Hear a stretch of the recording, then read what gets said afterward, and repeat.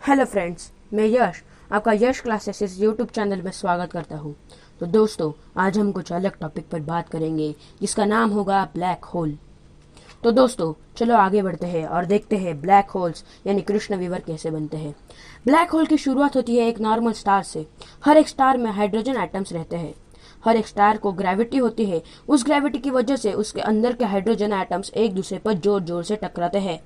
उसकी वजह से उनमें न्यूक्लियर फ्यूजन तैयार होता है। न्यूक्लियर फ्यूजन मतलब दो और उससे ज्यादा एटम्स का एक दूसरे पर टकराना और उनका एक हो जाना और उसकी वजह से एक नया एलिमेंट बनना। उसी तरह जब स्टार में हाइड्रोजन एटम्स एक दूसरे पर टकराते हैं तब उनमें न्यूक्लियर फ्यूजन होकर हेलियम तैयार हो जाता है। न्यूक्लियर फ्यूजन की वजह से बहुत ज्यादा एनर्जी एक्सप्लोड होती है। ये एनर्जी ग्रेविटी के विरुद्ध में काम करती है। जब तक दोनों भी फोर्सेस मतलब फ्यूजन से आने वाले रेडिएशंस और ग्रेविटी जब तक इक्वल रहते हैं तब तक स्टार बैलेंस रहता है। फ्यूजन की वजह से स्टार के बीच में सा हिस्सा मतलब कोर में हीट तैयार होती है और हीट की वजह से प्रेशर तैयार होता है। हीट और प्रेशर की वजह से कोर में सा फ्यूजन बढ़ता है। यह फ्यूजन तब तक बढ़ता रहता है जब तक कोर हेलियम का कन्वर्जन आयन में नहीं कर होता। यह फ्यूजन कुछ इस प्रकार होता है।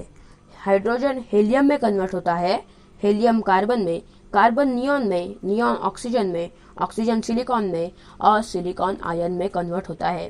कोर के बीच में आयन तैयार होने से फ्यूजन कम होता है और उस कारण बाहर निकलने वाले रेडिएशंस की मात्रा कम हो जाती है और ग्रेविटी और रेडिएशन इनमें सा बैलेंस बिगड़ता है।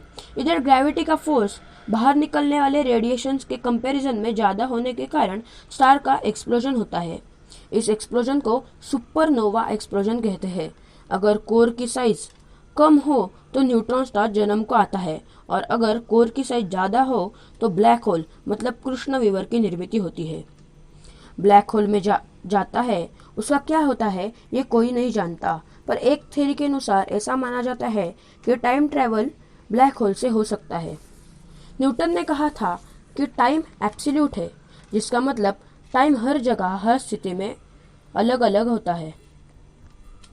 अल्बर्ट आइंस्टाइन की थ्योरी द रिलेटिविटी में टाइम डिलेशन है, जिसके अनुसार टाइम रिलेटिव है, यानी टाइम हर जगह अलग अलग हो सकता है और यही सही है। प्रेजेंट में यह प्रूव हो चुका है। मैं आपको आगे बताऊंगा। ग्रेविटी टाइम को धीमा कर देती है, यानी जहां ग्रेविटी का इफेक्ट ज्यादा है वहां टाइम धीमा गुजरता है और जहां ग्रेविटी कम है वहां तुलना में कम गुजरता है। यही द थ्योरी ऑफ रिलेटिविटी का टाइम डिलेशन है। इससे समय यात्रा यानी टाइम ट्रैवल पॉसिबल है, पर फ्यूचर में जा सकते हैं, पास्ट में नहीं। टाइम को खींचा जा सकता है, दबाया जा सकता नहीं। टाइम ट्रैवल के लिए हमें ब्लैक होल में जाना पड़ेगा क्योंकि उधर ग्रेविटी ज्यादा होती है और उससे टाइम बहुत धीमा जाएगा। जैसे यदि ब्लैक होल के पास प्लैनेट पर हम 1 साल रहते हैं तो हमारी पृथ्वी पर 10 साल गुजर जाएंगे और फिर हम वापस अपने अर्थ पर आएंगे तो हमें 9 साल फ्यूचर में होंगे। बेसिकली टाइम का अंतर ग्रेविटी पर डिपेंड करेगा। जितनी ज्यादा ग्रेविटी उतना टाइम धीमा हो जाएगा। इसके साथ ही साथ वार्म होल की भी थ्योरी बताई जाती है और वो ब्लैक होल के अपोजिट में ही वार्म होल है। इन दोनों को ब्रिज जोड़ने वाले ब्रिज को रोजन ब्रिज कहा जाता है।